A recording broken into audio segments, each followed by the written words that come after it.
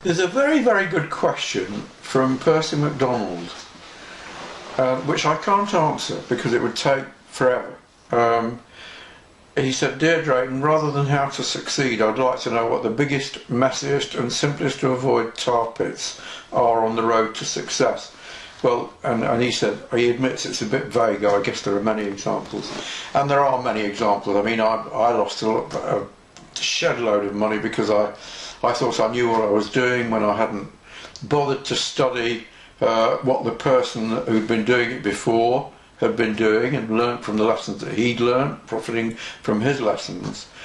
But in many ways, I think the biggest mistake is a lack of intensity when you look at what you're trying to do. And it's very, very easy to get waylaid by things that are not essential. And I was going to talk today, but I'm not going to bother because it's so obvious, it's so common. I was going to talk about an email I received which was full of corporate waffle. And I could go on about it, and I could be entertaining about it, and I could be funny about it, but the essential point is that whoever was putting that together was not focusing on what they have to do, which was well defined by the son of the founder of IBM, who said that nothing happens in business until something gets sold. I think you always have to keep in mind the fact that I'm trying to sell something to somebody, I'm trying to make somebody do something. Is this thing that I'm playing around with going to make them do it? And there are oceans of examples at the moment on the internet of people creating very, very clever stuff, which gets people saying, wow, that's tremendous, isn't that funny, isn't it clever, isn't it this, isn't it that, isn't it the other? But the question is it selling? And far too often the answer is no. You've got to constantly keep in mind, what am I trying to do? I'm trying to get somebody to pay attention because they have a terrible problem. I'm dramatising that problem so that they will pay attention, and as quickly as possible I'm telling them I have a solution, and I'm telling them that it's easy and it's quick, if that's true. And I'm quantifying how easy and quick it is because I know that that's going to make them respond, and I'm looking at the emotions that are involved. What emotions are involved if they fail to succeed?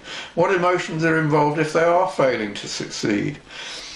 People do not focus sufficiently on these. You've got to be ferociously determined about it. I'm trying to sell some stuff. I'm trying to get as many people as possible to inquire about that stuff. In order to do that, I've got to get them to feel emotional about that stuff, either feel a sense of the jubilation that they will have when they solve the problem, have a sense of the misery that they're enduring because they haven't solved the problem, to appreciate what's involved if they can solve the problem. Far too often we get sidetracked into other things. I often joke about Al, who works with me, especially I joke to him about it, because he makes things incredibly simple. He simplifies things to an incredible degree.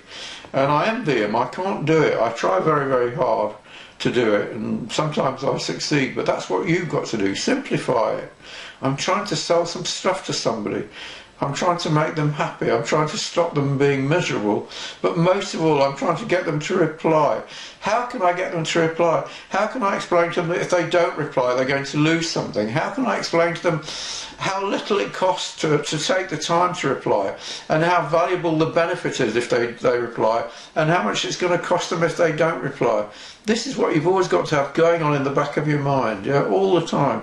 Those are the things that really stand in the way of success. A lack of the ferocity of determination that you need to succeed. Anyhow, that's one of the mistakes you can make, Percy.